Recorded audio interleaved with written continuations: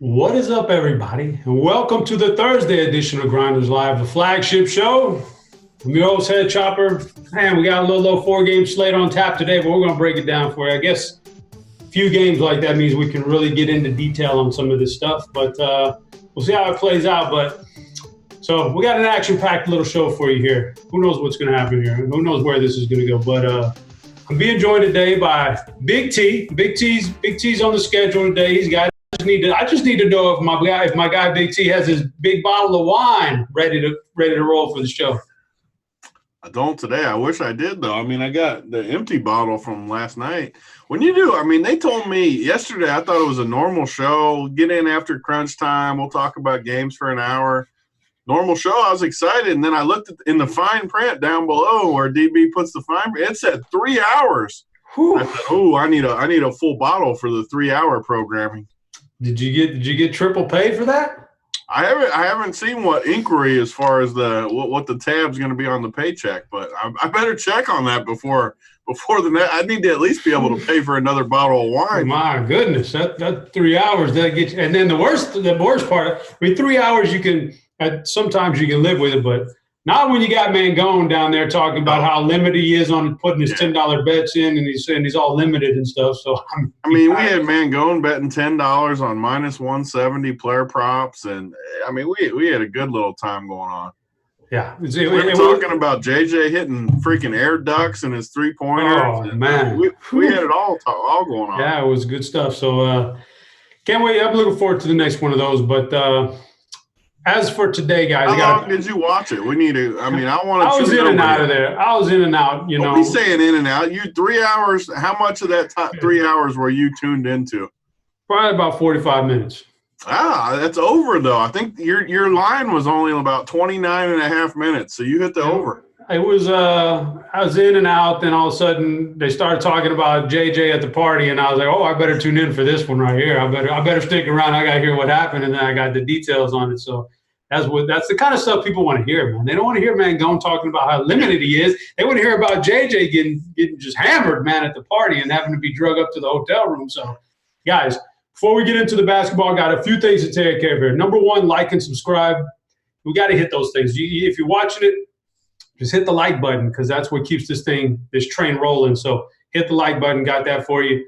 We don't have anything free to give away for a like promotion, but tomorrow, just generally speaking, Andy Means core plays will be free tomorrow for everybody. So just hit the like button as a way to show your appreciation for Andy Means core plays being free tomorrow. Like that's one of the first places a lot of people start with their research because the guys give you some good cash game information there in his core play. So get in and do that. Now, people read articles. I just play the optimal. Yep, I knew that's where we were going, Blender. You got to watch out, man. Meansy will come up in here and chat and start getting on you, man. You don't like that. You don't like you bad talking his core plays. He works too hard for that, to have you bad mouthing core plays like that. But here's one where you can use his core plays. The FanDuel single entry series is on FanDuel right now. So this week it's $100 buy-in. I know you like that. That's a little bit bigger price, but drives out some of the fish out of there, man, that are just getting kind of lucky. Drives out $100 buy-in, single entry series. So you could use some of those core plays in there because it's not as big of a field as, let's say, a $3 buy-in where you got fight through 10,000 people. But it's a good tournament. It's a good tournament regardless of whether or not you get the extra added bonus of having the Rotogrinders kick in some money at the end. But I was doing pretty good. I'm doing pretty good in the single entry on FanDuel. Last night last night wasn't my night. Last night was Kevin Porter and Marcus Smart got me last night. They hooked me good on FanDuel. Did you have a little Kevin Porter on your table? Yeah, and I had Gordon Hayward the night before. I did too on FanDuel. It's been a rough week for the injuries in those small forward spots. But like you said, that I play that series every time. But the best one for sure is when it's $100 because how many's in this field today? Let's see. Yeah, I don't know. Not as many though. Not as many to fight through. We only got 685 people. Single entry, like that's a perfect tournament for me. It's $60K in the prize pool, $6K up top. I mean, $100, 6K up top, 3K for second. It's a good structure, and you got the free roll at the end if you somehow win first place for the week, plus some smaller prizes too. I mean, it's way better than the $5 or the $3 where you gotta get through them. I don't like those single entries as much. I mean, they're good. I mean, they're fine, but a lot harder to win. The $100 price point is solid. Yeah, I agree. I like that. I like it when it gets bumped up a little bit, weed some of those people out. But you got that going on. So, guys, if you can afford that, jump in there. Okay, I got a hot take for you here, guys, but it's not really so hot. If you're on FanDuel and you're playing like the $7 tournament, the $9.99 tournament, you're playing these tournaments and it adds up to $100, you're so far better off just playing the FanDuel single entry for $100. It seems like it's a big price, but trust me, if you're going to cash in those games, you're going to cash in the $100 FanDuel single entry series anyway. So just play the good one with the good payout structure, and it's a little bit easier to cash in. Trust me on that, guys. If your buy-ins total $100, there's really no use in spreading them out to a bunch of small coins. It's not like I'm going to cash some of these and not cash some of those. You're either going to cash or you're not, so you might as well get in the good payout structure. That's the $100 buy-in. Don't dean it too. I mean, don't dean it with 10% of every guy going. Yeah, don't do that. Don't do that. So you got that one going on. You got the sharp side promo. We'll get to the picks later. I don't even know Big T pick. He got it in so late I couldn't even take a gander at it, man. I don't even know it. But I do know that the Sharp Side app, you got to download that thing. Sign up for it. And then we got the promo. I'm going to hit on my pick here in a little bit. We'll get to his pick too. But basically, it's free money. Once you get past 5 wins in a row, it's free money. So I know my streak is, I don't know what it is. What is it, about 3 or 4, Devin? You tell me what my streak is. I forgot what it is. But I know I nailed that one. Last week I was on here, and I nailed the 5-star lock of the century, Kyle Anderson rebounds. Last night I gave you a 4. Wait a second. Hold on a second. Pump the brakes here. No, I was money at the back. The lock of the century was Kyle Anderson something. What did you just say? Kyle Anderson, 3.5 rebounds last week when everybody was out of that lineup. You gave that out on the show? I dug, man. That's not even the worst part. Just wait till I tell you the rest of it, man. I'm ready. I dug in on the Kyle Anderson and nailed that one. Last night I gave a 4.5 star. 4.5 star, not quite the lock. What scale are we working on? A 5-star scale? Yeah, 5 stars. So that 5-star, I couldn't go 5 again. You know, that's like the judges giving everybody a 50 at the slam dunk. Not everybody can get a 50. At some point, it's got to be a 49. So this was a 4.5 star last night. You know what this one was? And it hit too. You're not. This is even worse than Kyle Anderson. If it's better than Kyle Anderson, then I'm intrigued. And then I know Kirk Beast laughed at me too, but it was Tony Snell over 3.5 assists. Oh, I know, just so terrible. But if they're going to put out that free money, what happened? Well, how many do we get? Oh, he doubled it. He doubled it. I don't even know what team he had the 3.5 in the first half. He had 4 in the first half. Listen, if they're going to give you free money, you got to take it, right? It's free money, man. So tonight I got one. I'll get to it later. It's not quite. You can't throw out these guys and then come back with like a good player like. It's only 4 games. Momentum going. It's only 4 games tonight, so I couldn't. You know, it was tough to find the really dog plays that they're giving you the free money. So this might be you got like Cody Zeller. You got some bums on this slate. There's some bums, but Sharp Side don't give all the bums, proper props out there. So we'll get to that though here. You get paid like triple if you keep the streak going with Tony Snell and Kyle Anderson. That ought to be something. Let's get the guys on. Let's get Eric on, the Sharp Side guy, and Cal Spears. Cal, man, if you get Tony Snell and Kyle Anderson on the props, you ought to get double the streak right away. That should count for 2 streaks. Triple maybe. That should count for a triple streak right off the bat, man. That's like picking a 16 seed in your tournament. Well, you ought to get extra points for that upset right there. I agree. So, you got to do that. But, all right, so we got the RG badge promo. We got to knock that one out, right? I got some names for you. If you switch over the badge, you're eligible for a bunch of stuff. At the very least, you're eligible to get a shout-out on air. So I got some names here for you guys. Here's your shout-outs. C. Martin 2001, shout-out to you. C. Martin 2001. D. Corey Jr., props to you, switching over your badge. Sean E. Cash, props to you for switching over your badge. And, here you go. Allen 69, props to you. You got to throw the 69 in there on the lap. You got to throw the 69 in there or you ain't doing it right on. That reminds me of a good story from back in the day. We ought to have some story time with Chop here. We had the story time with Big T last night. We had story time. We had story time with Kirk Deese yesterday's show. He had a good one too, boy. He had a good one.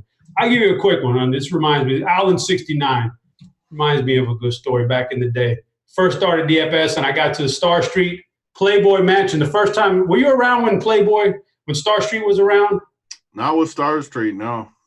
That was that was the first one to ever do the Playboy Mansion live event for him. So that was. Did they spend some time in the grotto on this one? That was a fun time, but that was the first one ever. So everybody was trying to get into that one. All the big dogs were trying to get in there, and I got in there and got into town on Friday night or whatever. Go to the hotel bar. They put us in a real nice place. It's like the Real World Roll Rules Challenge was filmed there one time. Just a really nice place, really small bar. I walk in on Friday night. There's like 8 DFS guys in there, and that's it. That's the whole bar. It's like 8 DFS guys. CSU Ram is there. Big dogs, man, so having some fun. And some guy comes over to me, taps me on the shoulder, just the polite as hell, older guy, glasses, distinguished, just polite as can be. He goes, "Oh, man, I've been watching you on Rotogrinders for a long time, been wanting to meet you, like just nice and proper and all this, having a good conversation with him." And it's like real quiet, so everybody in the bar kind of hear what he's saying anyway. And so I was like, "Are you in the tournament?" He's like, "Yeah," because he told me his name, but he didn't tell me his screen name. I was like, "So what's your screen name, man?" Just real nice, older, distinguished guy. He goes, "Oh, I'm Clam Smacker 69." What in the world is going? This old guy. That was actually his name too. That was his screen name at Star Street. That was because I was wondering who Clam Smacker 69. I think everybody was kind of wondering who that was, but he made the tournament. And I mean, damn, you got to watch your screen names, guys, when you first sign up for these things. You never know when they come back and bite you in the butt, man. So they always use that excuse too, like, "Oh, I put it in there. I didn't know I was going to have to use it down the road." Yeah, man, that's good stuff. So Allen 69, you get a shout out, but you got to watch that 69, man. You just never know when it's going to come back and get you at the end. But we got a little 4-gamer, man. I know you've done some research. Oh yeah, by the way, guys, if you want to ask some questions, I'm going to try something different today. If you're in Discord and you want to ask questions, at me the questions so I can get to them easier later on. I don't have to fight through all the messages. So put @HeadChopper and then give me the question. And I'll get to it throughout the show.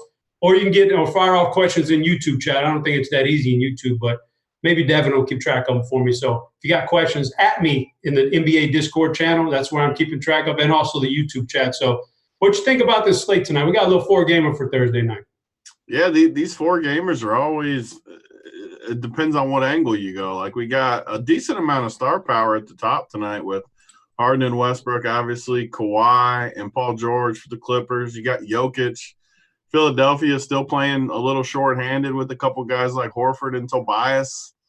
You got a lot of ways you can go at the top. And then, I mean, we got a decent amount of value, too, at the bottom. So it's a nice little 4-game slate.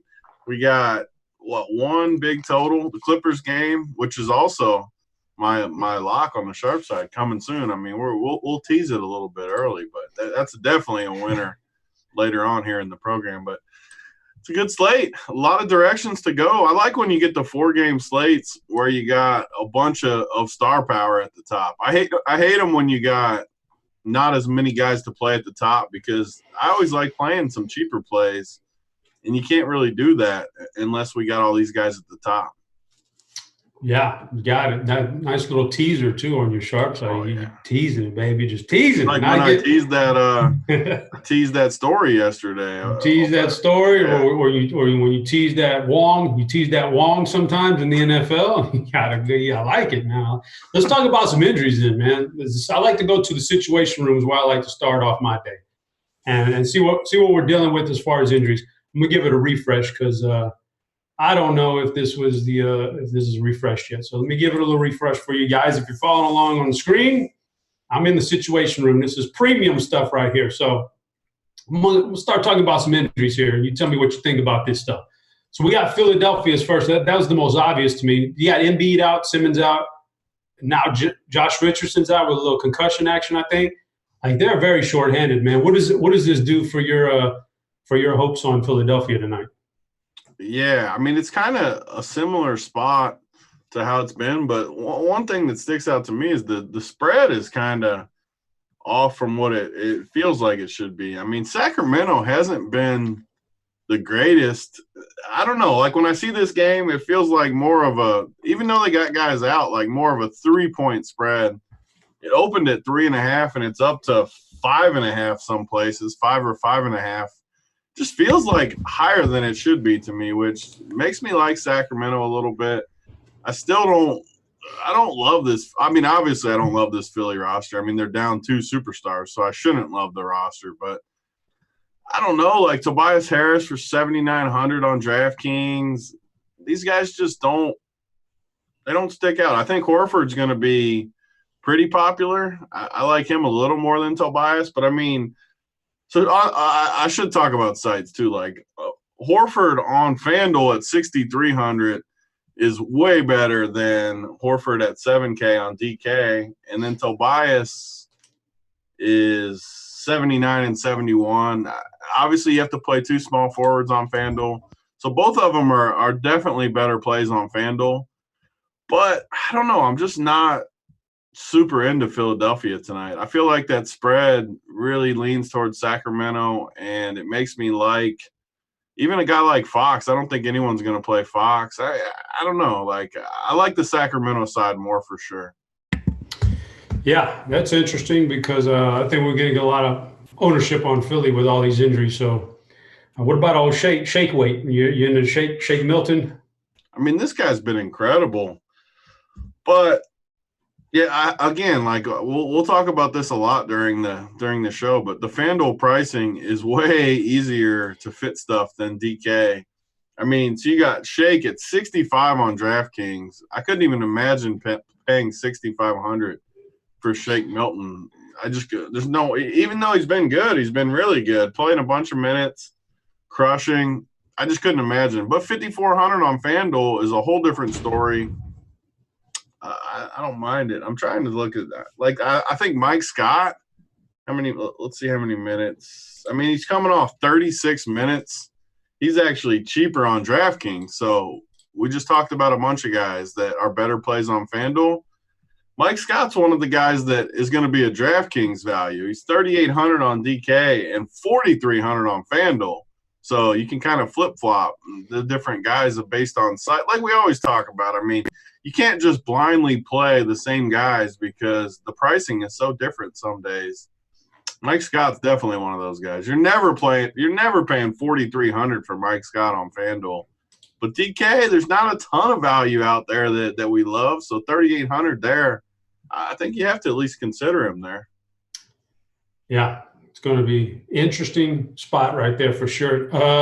Another injury, we got it ranked up here as a impact rating of 10 tonight, and that's Steph Curry finally makes his comeback. I'm a little shocked they let him play this year. Why not just tank for the best? Why are they letting him play? This is actually a situation where Dean can take the victory lap. Yes, they should be tanking because they're terrible. They need that big pick, and that would help them out so much. But they're letting Curry come back, so he's going to be limited. I don't think I necessarily want to play Curry as priced up still. But what about the other guys now, especially Wiggins? I'm thinking people are going to play Wiggins on a 4-game slate. Man, having Curry back may actually hurt Wiggins quite a bit. Man. Yeah, I mean, and it's not like he's going to play 18 minutes. Like, I think he could play high 20s minutes. I mean, 25, I think, is a lot of people's projection. But if he's playing, I can promise you he's healthy. And he's just going to be out there running around 25 to 28 minutes in that range. All the usage, I mean, definitely on DK, I can't see playing anyone. Let me see all his FanDuel prices real quick. We got, like, I've been playing this Michael Mulder guy. You really can't even play him. I mean, the scrubs. No, I think it turns the 18. We got 4 games, 8 teams. It makes it almost easy to just fade Golden State. I mean, we got Bobby Fye saying Draymond gets 50 tonight. Maybe he's got that inside source. I don't know. I mean, I will say that obviously Draymond is way better. he's the one guy on the team that is way better with Curry in because he can't score himself, so he needs guys to pass to. Obviously, he's going to be way better with Curry. And I mean, I don't hate the call. I don't know about the 50-piece call, but I do like Draymond. Now that I think about it, I like that more than I originally did when we were talking about it. Because if Curry's playing, Draymond's going to be in there with him. He's going to have a triple-double upside. I don't mind that call, Bobby Fi. I don't mind it. Yeah, Bobby Fi done got you on to Draymond now. And Eric Crane says, well, he was asking about TNT, and does that have any effect on Draymond? Maybe he wants to play a little harder on national TV. They don't get too much spotlight these days in Golden State. Is that game seriously the TV game? I think that's the late game, so I think that's the TNT game. Yeah, I mean, I can't disagree. I mean, obviously, I don't think you can play Curry just because of the price. And I mean, what is Curry going to get any ownership tonight? I'm going to look at the ownership here in a minute when I pull up the lineup HQ. Ownership, but we'll see how it looks. We'll save that one. We'll tease it. Just like we'll tease it. I like the Draymond call, Bobby Fi. I wanted to make fun of it. I did. I wanted to make fun of it, Bobby. But I like it. I got to be honest. I'm always honest with the people. I like the Draymond call, especially on FanDuel at 5,200. 5,200 looks tasty. Somebody get Kyle Spears on the phone. I need to get Bobby Fi back on the RG books. He needs to be back doing shows. Come on, man. Get him back. All right, let's see what we got. All right, here's what I want to talk about. The Toronto Raptors. What are you doing with these guys? We got a bunch of guys questionable. We got Ibaka, Gasol, Van Vliet all questionable. What do you think's going to happen there, and how is that going to play into you making? Because this is the late night hammer out in Golden State and Toronto. So what do you think about that? So we kind of get a similar thing to Golden State. These guys both almost played the other night, and they didn't. But I think they were really close to playing, and that was, what was it, 2 days ago? Two or 3 days ago, whenever they played. I don't know. They're going to be back at full strength, and these prices are not super cheap. But the matchup, you get Curry back. I mean, the game should stay close enough with Curry and Draymond in there.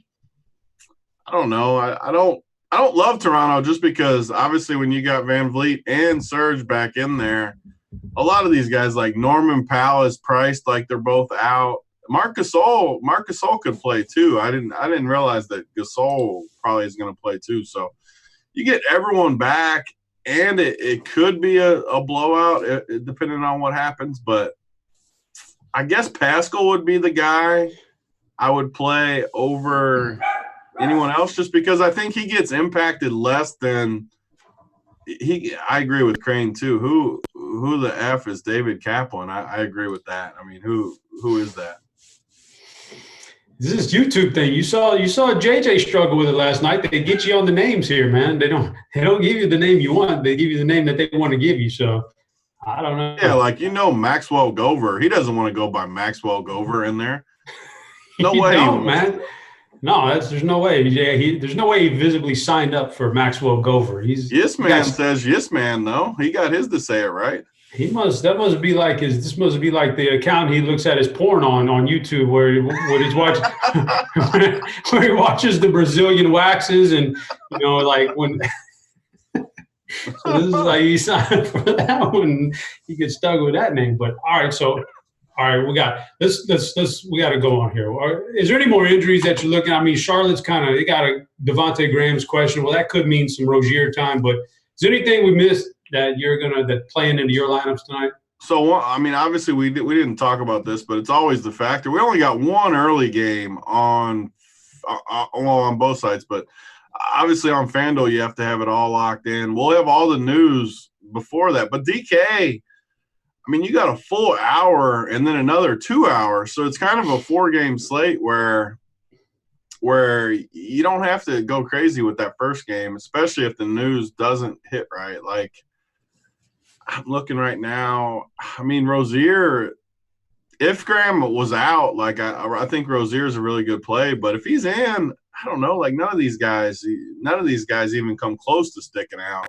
So – yeah, I don't see it as far as the Charlotte side. Yeah, so let's get on to let me see here. Let's go. I want to talk about some games because you talk about Let me refresh this page too right here. Starting lineups page. All right. I want to talk about some games specifically. We only got 4, so we could talk about them a little bit more in depth here. We'll start off with the Clippers and Rockets game because that's the biggest total of the night. That's the prize game, man. That's two big dogs going at it. All right. So let me start off with the sharp side. You teased it earlier. I think we're in the same game here because I like a play in this game also. So talk to me about your sharp side streak and what's your lock in this game. I'm surprised you didn't lock in a college basketball lock because you've been on fire with the college basketball, man. To be honest, I didn't even look at the college hoops today. I had some other things going on. We were in the wine last night. I just didn't look at the college hoops much today. So the Clippers tonight, though, versus Houston. Houston, obviously, small ball, as we've all talked about. We've seen huge success. The one team, though, that I don't think it's going to even remotely work against is the Clippers. Just because they can go small with a bunch of dudes. I mean, they can put a lineup out there that can just destroy a small ball lineup. I mean, you could have a lineup out there with obviously Kawhi, Paul George.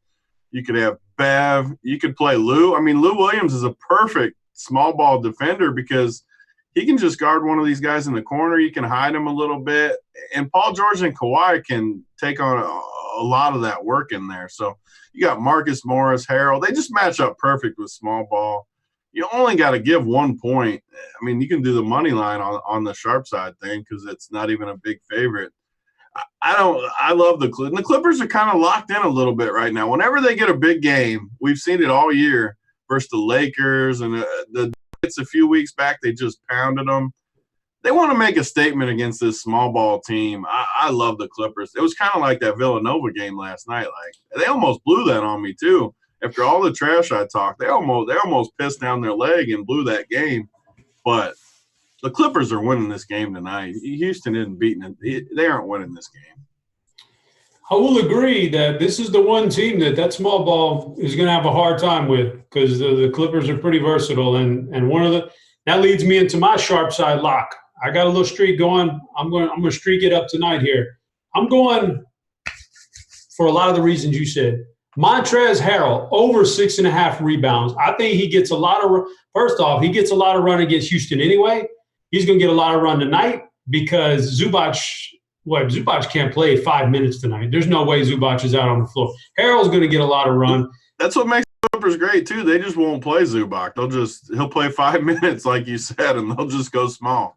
It'll mean a lot of minutes for Harrell. It'll mean a lot of minutes against guys who are small. Like he's going to have to out-rebound guys like PJ Tucker and those guys are dogs, but they're just not tall enough. So 6.5 rebounds over that number for Harrell for me, I think is a pretty gravy bet. I think that's looking at all the things I looked at on the Sharp Side app. I think that's the one that stood out to me. He's got a real good shot here. So I'm going Montrezl Harrell over. As for the game, DFS purposes. What's the rebounding number? What was it? 5.5? 6.5. Oh yeah, that's like steal. I mean, after you take freaking slow-mo and you take freaking Snell, that's like stealing coming back with Harrell against Houston. That's not even fair.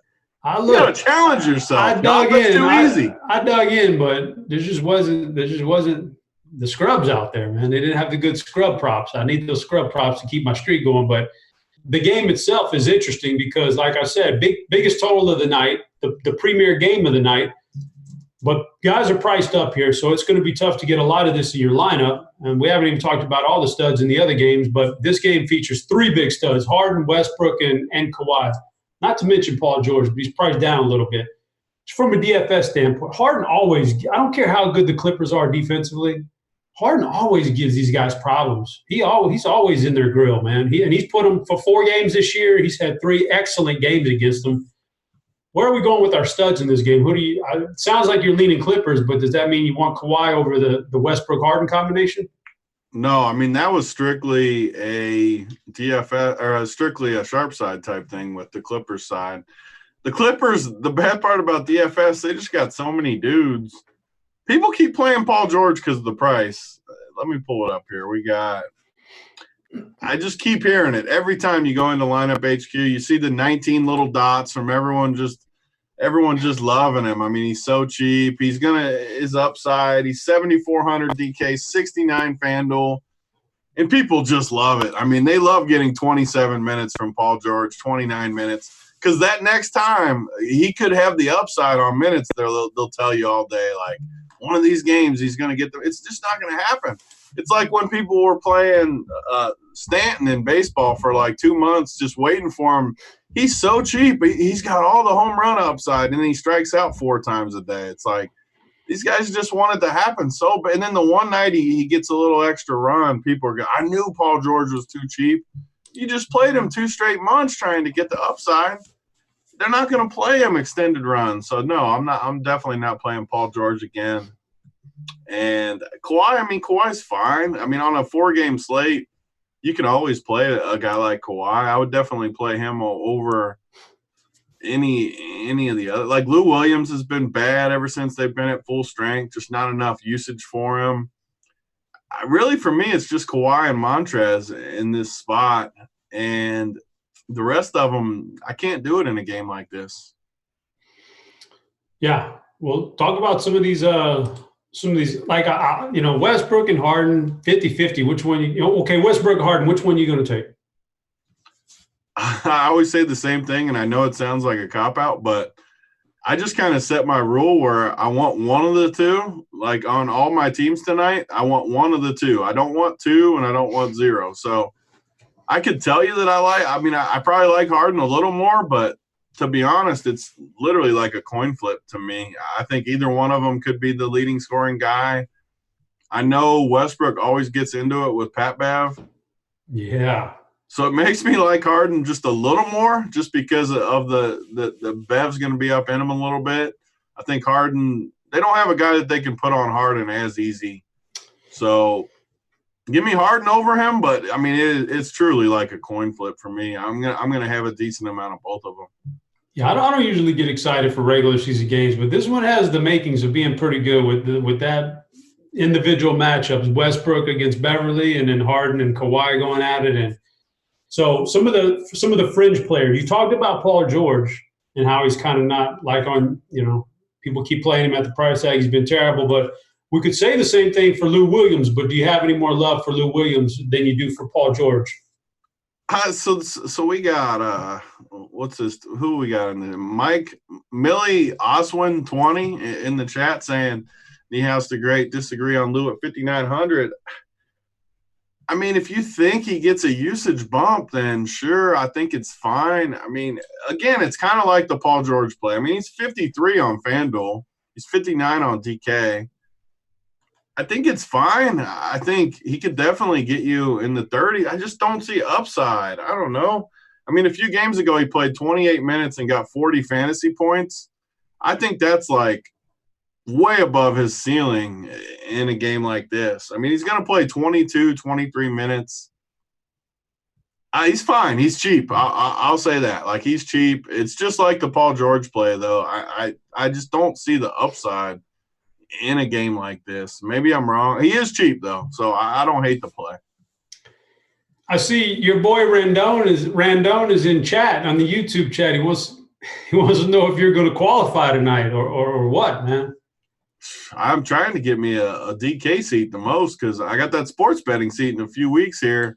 Going to Jersey for the 4 days. I need to get me a DK seat for that weekend, though, and I've been lighting some money on fire trying to get this puppy. Tonight's a $755, I think, on DK, $755. Only like 60 people in there, so we're firing it off again. I mean, another team in there. My main team will be in it. I think I got one entry on FanDuel, too. I'm going to give my best, but these finals, man, they hurt the feelings a little bit. I gotta break through here tonight, I think. I got a couple plays that are going to be unowned, too, so I like that. I like when I got unowned plays. You're all right. You got the extra money to be blowing on it. You got the extra money. Don't be talking about no extra money when you got that million. I don't have no million. I'm buying freaking $17 bottles of wine, Chop. I mean, not all of us are as rich as you. You're buying that because it just tastes good. You just like it. Why would you get something? Why would you get one of those Empire Maker bottles when the 17 is just fine? It goes down just as smooth. It goes down just as smooth. How do they make it so good and sell it so cheap? I don't know. Good question. We'll have to figure that one out. I got a question from the Discord chat. This is referring to the conversation or the story that Kirk Dees told yesterday. He wants to know I guess he wants to know, is Big T the one that would be going to the bathroom if he and Kirk Deese were in that room with that lady of the night? And I got to say, there's no way Big T's headed to the bathroom. Big T's the one.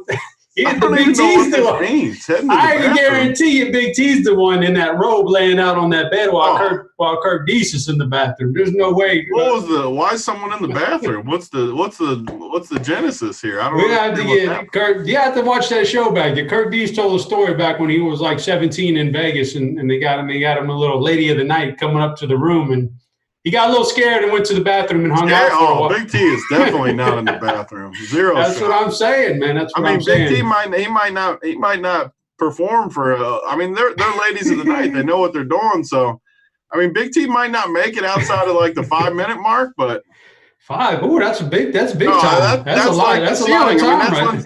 That's like Lou Williams getting 40 fantasy. Yeah, that's a lot of time right there. I'm thinking more like seconds. There's got to be seconds going on there, but no way Big T. No way Big T cowers to the bathroom. No, he's for zero sure. shot. And Kirk Deese knows that. There's no way he would say that about Big T. No. Kirk didn't say that about you. That's West Coast Jim in chat asking that question. But we got another game here. Next game I think is really interesting after that Rockets game is because of the injuries, and we kind of talked about it, but the Philly and the Sacramento Kings is going to open up a lot of value. In fact, let me pull up a question I just saw here about this game. So our boy Yappy in chat wanted to know, are you seeing any way to use this Philly value guys like Burks and Korkmans on DK? Like, do you like these value guys? We talked about some of the other guys you didn't like so much, but can you get behind like Burks or Furkan or somebody like that? So for me, I can't play any of these scrubs. I'm looking at their prices. Glenn Robb, 4K and 3,800 on FanDuel. Can't do it. Furkan, 45 and 41. Maybe Furkan on FanDuel just because he's 4,100. You need some value. I'm not paying 45 though for Furkan. I don't think. Burks is too expensive. 5K and 45. Mike Scott's my only cheap Philly guy, I think. Yeah, Kirk is. I see Kirk in chat. He's not. I'm just retelling the story, Kirk. I'm not saying no names, man. I'm going to leave it at that. So, but I do have names out too. I got a question. This is a little bit. This one I'm not too happy about this one. But Eric Crane wanted this. He asked this one in Discord. He says, how does Tony feel having lost to 4'8" JSU in Nashville? I can't believe he's rehashing those memories, man. First of all, just when you were over it. It was a team game. It's a team game. Freaking JSU was. You're throwing us under the bus now. Oh, I get it, man. Our captain's throwing us under the bus. No, not true. I've never thrown anybody under the bus. I totally bailed on that game. No, it was a team game. Like, we lost. Point being wasn't throwing my guys under the bus. It was that JSU was 2 for 18. His teammates freaking bailed him out. Dudes were making plays in there. Cam, Big Cam was like 3 for 3 from the arc. Taking charges. JSU was 1 for 18 and then makes one shot and says to get off his court. Mangone, I will blame Mangone, though. I didn't blame the teammates. Mangone misses a layup. Do you remember this, Chop? We talked about it on the show. Like, someone, I don't know who made the pass. It might have been me. It might have been anyone. I don't remember this part. Wide open for a layup. If Mangone makes a wide open layup, the game's over. JSU can go grab some pine. But people forget about that. I must have been huffing for air, man. I didn't even see that. It was in the recap video. You'll see it. It's a real quick clip. Wide open. He probably shanked it because he was a little bit too much pressure built up in him because he didn't get his noodle wet the night before, right? Oh, that might have like if he was nice and relaxed. He might have not shaked that. He might not have shaked that layup. The best part was he said, "Oh, I didn't know it was for the game. I would have tried a little harder." He said, or something like that. Oh, okay, all right. I get you, Mangone. But he was limited that game. He was limited, just like them sports bets. He's a little limited. All right, so we got a lot. What do we got here? We still got 20 minutes, man. We got plenty of time, guys. So are we done with Philly, Sacramento, or you got a super secret play that's going to – No, there's no secret plays for me in this game. All right, let me see. Talk to me about – I'm going to save that Denver game for last because that one looks the ugliest. Talk to me about this Toronto – That one's the game I like, the Denver game. We'll say – or just shoot me through this Toronto Golden State. shoot me through this late night hammer here, Toronto Golden State. What's your thoughts on this game? We talked about the injuries a little bit, but who can we play from this game? Yeah, I mean, so the whole slate's going to come down to just how you can kind of pivot off of the Clippers and Houston game, because that's the main game. I mean, it's going to be on TNT, ton of points, a ton of good guys in there that can put up numbers. It should stay close too. Like, I don't think it'll turn into a blowout. Even though I love the Clippers, Houston playing small is going to be tough to blow them out. That's another reason that it makes it fun to have that kind of approach. It's going to be tough for anyone to blow them out. They might lose a bunch, especially in the playoffs, but they should be able to always compete with a lineup like this. So, I mean, Toronto, Golden State, you got the late game. I hate to piggyback a play, but I like this Draymond play. I really do. I mean, I haven't played him a ton this year because, I mean, when he's out there playing with Michael Mulder and Toscana Anderson, and he's just not – he doesn't care. He's going to sit. He doesn't have anyone to pass to. He can't score himself. Now, all of a sudden, though, he's got Curry. He's got Wiggins. He's got Damian Lee. Chris has been nice. I think Draymond Green might be one of my favorite plays on the slate, and Bobby kind of stuck it out. I got to give him credit. I got to cite my sources because 5,200 on FanDuel – that is a tasty price point, real tasty. He's still not going to play a ton of minutes, but if he plays 30 minutes, I think Draymond's my guy here. Yeah, so, I get that one. Also got to go back and apologize to Chris Kirkwood. Kirk Deese, his fiance is not happy. We keep rehashing the story, so from here on out, it's just dead. It's like the Opto. It's dead. We're just dropping it from here on out. No more stories about bathrooms in Vegas and ladies in the night or anything. It's just dead. It's just nothing else. So you say you like this Denver game, the last one I chose, because it looks a little shaky to me. It's a double-digit spread, low total here, super low total for Charlotte. There's a chance. I don't like to play blowouts too much, but, boy, if Denver was ever going to blow somebody out, this is a night they're going to blow somebody out right here. But you seem to have a little bit of interest in it. Talk to me about Denver and Charlotte. Yeah, I like it for a few angles because I think a lot of people are going to look at it that way. But the Nuggets have been struggling. They just lost to freaking Golden State with all backups. And at home, they were favored by like 17. Had to be one of the worst losses of the season. Now they go on the road, which always lets you come together as a team a little bit on the road. I think they certainly could blow them out because I think they play good tonight. But even if they do, I think these guys get enough minutes. And it's a 4-game slate where I don't think people are going to play Jokic as much. He's going to smash. They're going to play through him like they always do when they get in these tough spots where they're kind of – I say they're against the wall, but it just means that because of how bad they looked the other night. Like, not because they're actually in a bad spot. They just want to play good tonight. You got a guy like Jamal Murray. He's only 68 on DK. He's 66 on FanDuel. He was tweeting it out the other night how you can blame him. The loss is on him. He's got to be better. He's got to be more competitive. He's going to be unowned. I mean, we got him 24% on DK. I think he'll be lower than that, but on a 4-game slate, you got these guys against Charlotte.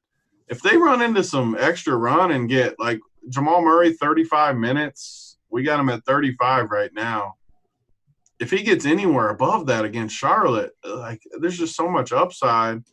And then I got my guy. He burned me the other night. He'll probably burn me again, but I'm going to keep playing him. They have to get him going. Michael Porter Jr., 4K on DK, 3,900 on FanDuel. I really liked him the other night because we didn't know about Millsap, but tonight the advantage is the exact same as the other night. They have to get him going. If they blow this team out, he could play the whole fourth quarter. And if it stays close, he should get enough minutes to be able to be somewhere around value. If they like last night, the other night, he fell into the worst possible game script. I mean, they were losing. They just didn't have a chance to really get him in there and get going. If this game's easy, though, and they really get the karma flowing, like I feel like he has a ton of upside. And no one is going to play him. I mean, Michael Porter Jr. is going to be unowned. So it's a tournament play. Obviously, it's not a cash play. If he falls into a bad script like he did the other night, he's not going to get there for you. It's that simple. But he's the type of play that hopefully he's going to win me a qualifier tonight because I'm playing him. All right, couple questions for you. You are the Denver guy. You know Denver like anybody could shoot me a question about Houston Cougar basketball and I'd answer. I know everything about it. You know everything about Denver. So what if this game goes into the fourth quarter and it's a 20-point Denver lead and we start to see some blowout time? Who's going to get it? Who's your guys if it's a blowout? Yeah, I mean that's where MPJ is the number one guy for that. I mean you just pull these 5 starters off. I think they're going to play into the fourth no matter what, though. Like, unless it's just literally if it's 20, they're still going to be playing. Unless it's literally like a 30-plus point game.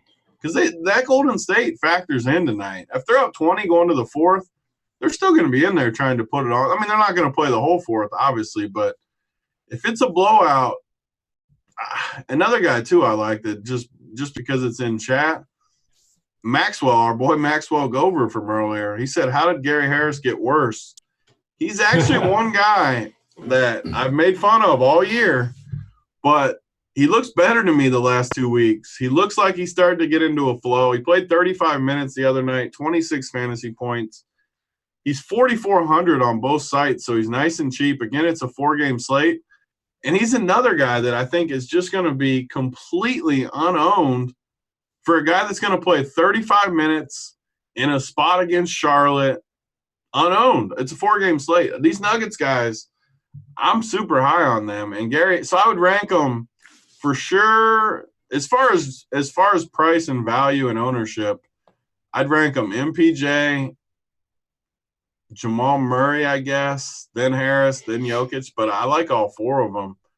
And I think all 4 of them could get there. Even Monte Morris could fall into some scrub time, but I love the Nuggets.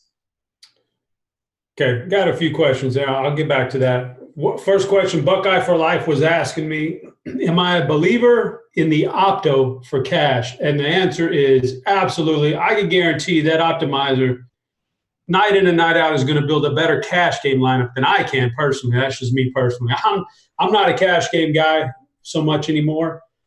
And the optimizer will definitely beat me on most nights. So I would definitely believe in the optimizer. I think you could tweak it a little bit, just maybe a player, something you don't, if you have you want to take a stand on a player, you can put him in there. But the optimizer is definitely the way to go. And so that's what I got. So what you got? I know you're seeing the chat. Are you seeing JSU in there dogging you? I didn't want to bring it up. That's some sour grapes. I didn't want to bring it. I've accepted it. I mean, I'll be honest too. Like I wake up in the middle of the night still these days, just in a deep sweat from thinking about JSU beating me. So he's right though. That day before at the Y, we teamed up. We joined forces the day before and took some people down. So I've been meaning to ask you this. That day at the Y, was that a half court game? No. Y'all went full court at the Y the day before? You burned your legs out. You burned your legs out on us, man. It's the truth. I don't make excuses, though. And also, we won about – so me and JSU played about 4 games, and we got W's. All of a sudden, he said he's done. I kept playing another 3 games. So he was off doing who knows what. I ran another 3 games with some people. There you go. So another question for you concerning those Nuggets. They got two names from the Nuggets that have been thrown out in chat. What do you think about Mason Plumlee, and what do you think about Jamal Murray tonight? I don't like Plumlee as much. I just don't – I don't know. I don't play Plumlee. I think he's fine in some spots, but I think they're going to try to get their guys going tonight. They have to get in postseason mode. I don't want to play Plumlee. He's not one of the Nuggets that I'm going to play, but you could. I think you could play. If you think the game goes differently than I do, I'd play Plumlee in a game that looks like a blowout. I don't think they need to get him going. So he's not one of the guys I'm going to play. And I like Jamal Murray. I think Jamal Murray's a good play. All right. So we covered a lot of stuff here. One thing I wanted to do a little bit different today, I wanted to go to Draftkings, and we're on a short slate, but you can still get a good full game of the NBA tiers, the tiers over there on Draftkings. So I wanted to go there, and I wanted to run through some stuff and talk about some players because I find this interesting. A lot of the tiers are those are the decisions you're making in your regular lineup. So like if you can fight through this stuff, you can help yourself make some good decisions. And also another thing, this is one time I don't recommend the opto, is just plugging an opto into the tiers, because these guys are so evenly matched up. They put them out there that it's just like one little thing swings it. So I don't believe in the opto as far as tiers. But let's talk about this. Let's go. Do you have the names in front of you? You got some info pulled up here? What do you need? The opto? The Draftkings NBA tiers. You know the tiers where you go tier 1, tier 2. The tiers.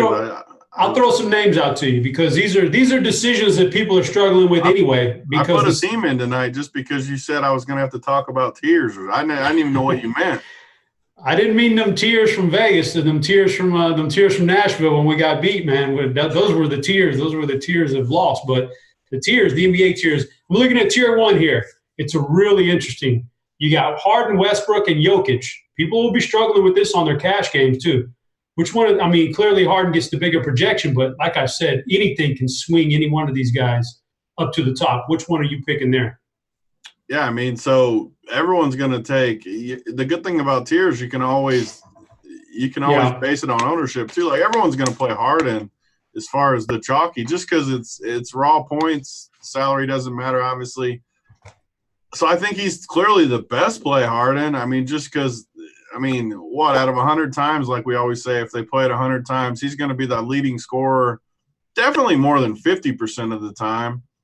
I think Jokic, though, is going to be low enough owned to where I'm good with taking stab on Jokic in tournaments. Yeah, that's a good point. Is people look and they say, "Oh, look, Harden's projected for four plus points more than everybody else." That's a magical number, 4+ points, and everybody gets on that player, whoever it is. If they're that far ahead in the projection, that's going to drive up their ownership. Yeah, I don't mind going one of these other two guys, Westbrook or Jokic. So let's just say Jokic, because Jokic, who's to say Jokic can't drop a 20-20 game tonight and crush we everybody? Use this example a lot, but if this game somehow did stay close, there's no way he's not going off. The only way he doesn't go off is if it's just a total landslide blowout. I mean, if it stays close. Yeah, I agree. That's a bad defense out there. Tier number 2, Kawhi Leonard, Siakam out there in Golden State, Kyle Lowry out in Golden State, and De'Aaron Fox, the sneaky Fox. Leonard's getting just a much bigger projection than everybody else here. Do you think he's that clear-cut above Siakam? Yeah, so we talked about this game earlier, but I don't like Paul George. I don't like how deep they are that much. So I think Kawhi is just a slam dunk here. I mean, in Toronto, Pascal's somewhat close, but again, you could have Draymond on him. You could have a few different things happen in that game. I'm not playing Fox over Kawhi. It's kind of like tier 1. Like if you play Harden, I think you can come off and maybe play one of these other guys.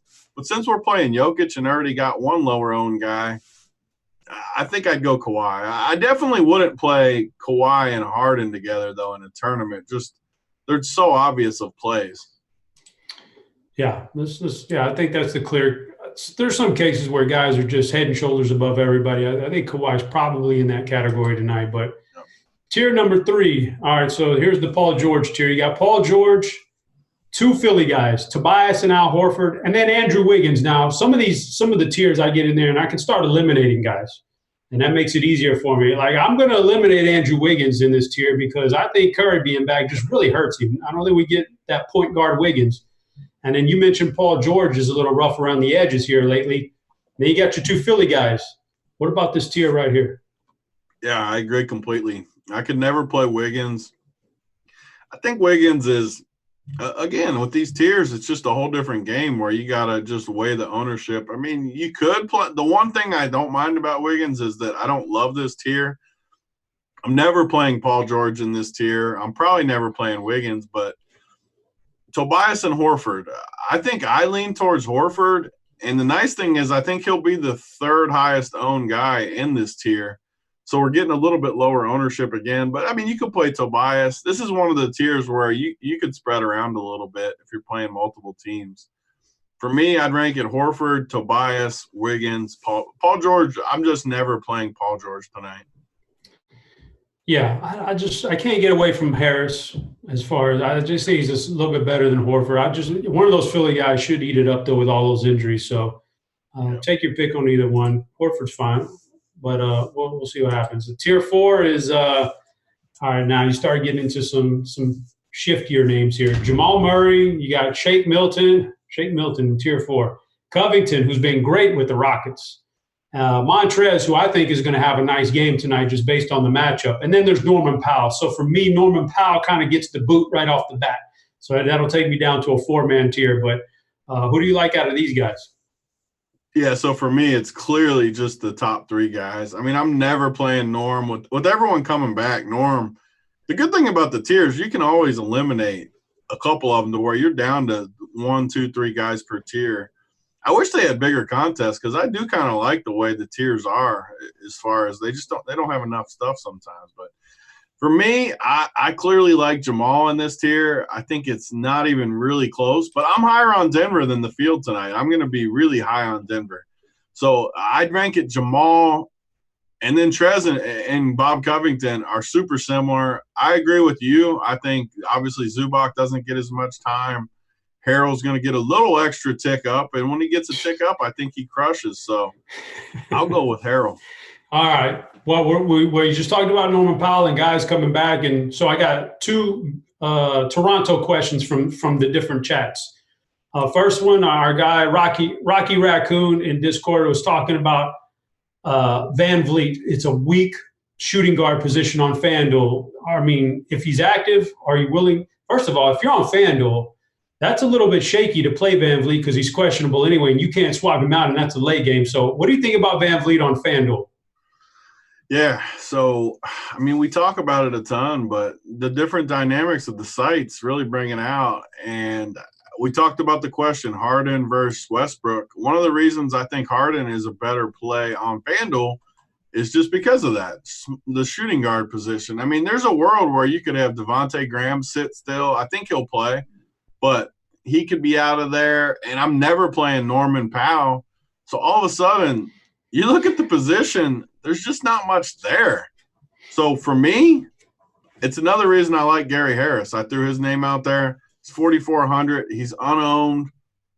I just would rather play Gary Harris. I'm not playing Van Vliet, I don't think. I mean, his price is fine. If you want to gamble and play him, I think he's okay. But so, like, he's 6,100 on FanDuel. If you get 30 from him, I'd rather just get 20 from Gary Harris and just go that direction because I think Harris has some upside too in this spot. So for me, I would just play Harris. But is Van Vliet really going to be chalky? Oh, I don't know. I'll pull up some ownership numbers here in a minute. But there's another question in YouTube chat about Toronto real quick. They got Fred Van Vliet. I got to tackle it. They got him projected 41%. If Fred Van Vliet is going to be 41% on FanDuel, like, that's a fade for me. Yeah, that's a big number. I guess it's a really weak position, but yeah. So I mean, I don't know. I haven't really specifically looked at FanDuel shooting guard yet. I'll see how. But yeah, 41% seems big. I feel really good. I kind of agree. I kind of agree with that. It's the late 90s. You can't swap him out. In YouTube, we got a question about OG on FanDuel. It's coming from, boy, I'll tell you what. I eat booty. I eat booty on YouTube. I'd say these usernames, man. These guys are crazy. OG on FanDuel. You want to play a little OG with everybody back now? Toronto just doesn't. I mean, this dude's almost 6K, and they got 3 guys coming back. I definitely am not playing OG today. Yeah, I think I'm passing on that too. I'm passing on all that. I'm passing on OG and eating booty and everything. We're out on all that stuff. So definitely out on the eating the booty. You gotta be careful of your username, guys. You just never know. All right, so we got this next tier 5. Boom, we can eliminate some guys because you just said OG. We don't want OG. There's some of these guys in here that are a little bit shaky. Top of the leaderboard, though, Terry Rozier, Marquise Chris, Bielitsa. Who's your guys in this tier? Yeah, Devin, I thought you wanted me to go over, Devin. You wanted me to bridge the gap a little. Oh, we got a minute. All right, we got a minute, Tony. Give me. I like Rozier here. You like Rozier? Okay, Devontae Graham is warming up. I don't know if that hurt you. I mean, I think Rozier's a lock if he sits. I like Rozier even if Graham plays, though. All right, tier 6. Does Will Barton still get garbage time out there in Denver? I just don't see it. I mean, Barton, I just don't see it with Barton. I kind of said the Denver guys I like. Barton's not one of them. I think they want to get guys going that they need in the playoffs. They need Barton to be good, but he's just not one of the guys I like. I like Miles Bridges for a sneaky play in the 6th tier. 6th tier, that's Nuggets a real, can't guard wings like that, and Bridges should match up good with them. It's a toss-up out there, so I would agree with that. I like that pick. All right, guys. Well, we've hit our mark here. We're at the mark where now we're going to get some crunch time coming in a few minutes, and so stay tuned for Meansy and the guys coming in for crunch time. Hope you enjoyed and learned a little something. Go out there and put in some winning GPP lineups here on this 4-gamer. For Big T, I am Head Chopper, guys. We'll catch you later, but for now, we're out of here.